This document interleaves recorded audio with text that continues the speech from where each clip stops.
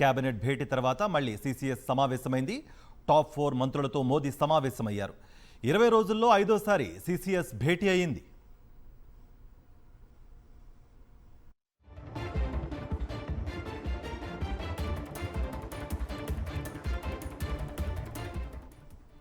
Cabinet భేటీ కంటే ముందు సీసీఎస్లో operation Sindoor తర్వాత అనుసరించాల్సిన వ్యూహంపై చర్చించారు. అరుణాచల్ ప్రదేశ్లోని పలు ప్రాంతాల్లో చైనా పేర్ల మార్పిడి, పాకిస్తాన్కు తుర్కీయే ఆయుధాల సరఫరాపై చర్చించారు. సీసీఎస్ మీటింగ్ తర్వాత కేంద్ర కేబినెట్ సమావేశమైంది. మంత్రివర్గ భేటీ ముగిసిన తర్వాత మరోసారి సీసీఎస్ సమావేశం కావడం ప్రాధాన్యత సంతరించుకుంది.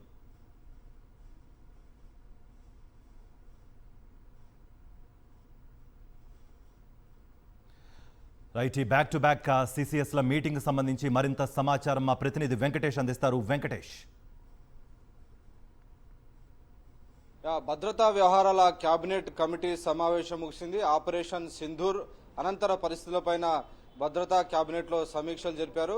సో అంతర్జాతీయంగా వస్తున్నటువంటి సమాచారం, అలాగే ఇటు సరిహద్దులో ఉన్నటువంటి ఉద్రిక్తత పరిస్థితులు అన్నిటిపైన కాంప్రహెన్సివ్ గా డిస్కషన్ జరిగింది. ఈ సందర్భంగా ఆపరేషన్ సింధూర్ విజయవంతం కావడం పైన మంత్రివర్గ సహచరులందరూ కూడా ప్రధానమంత్రి నరేంద్ర మోడీకి అభినందనలు తెలిపారు. సో ఆపరేషన్ సింధూర్ సమయంలో ఎలాంటి కొలాటరల్ డ్యామేజ్ లేకుండా కేవలం ఉగ్రవాద శిబిరాలు, అలాగే రెస్పాన్స్ గా మిలిటరీ ఎయిర్ బేస్లను కూడా ధ్వంసం చేసినటువంటి నేపథ్యం మనం చూసాం. సో ఆ నేపథ్యంలోనే పాకిస్తాన్ కాల్పుల విరమణకు అడిగింది. ఆ పరిస్థితుల మధ్యలోనే పాకిస్తాన్ చేసినటువంటి ప్రతిపాదనకు భారత్ అంగీకరించి సీజ్ ఫైర్ చేసినటువంటి సందర్భం. సో మొత్తానికి ఈ ఆపరేషన్ విజయవంతమైనటువంటి నేపథ్యంలో ఇంకా భవిష్యత్తులో ఎలాంటి కార్యాచరణ చేపట్టాలి, దీనికి సంబంధించినటువంటి అంశాలపైన ప్రధానంగా చర్చ జరిగింది. అలాగే ఈ ఆపరేషన్ సింధూర్ సమయంలో టర్కీ పంపించినటువంటి కామికాజ్ డ్రోన్లు, అలాగే ఇతర దేశాలు ఎలా వ్యవహరించాయి, ఈ అంశాలపైన కూడా సంపూర్ణంగా చర్చ జరిగింది. సో భవిష్యత్తులో ఎలాంటి ఘటనలు ఎదురైనప్పుడు ఎలా దీన్ని ట్యాకిల్ చేయాలి, దీనికి సంబంధించినటువంటి అంశాలపైన కూడా చర్చ జరిగినట్టు తెలిసింది. అలాగే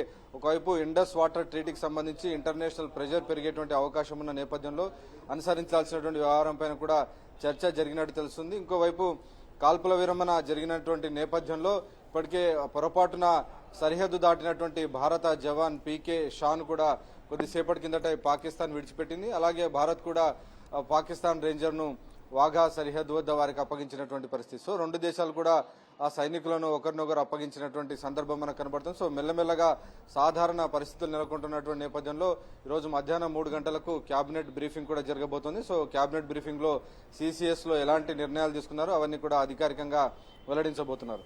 రైట్ వెంకటేష్.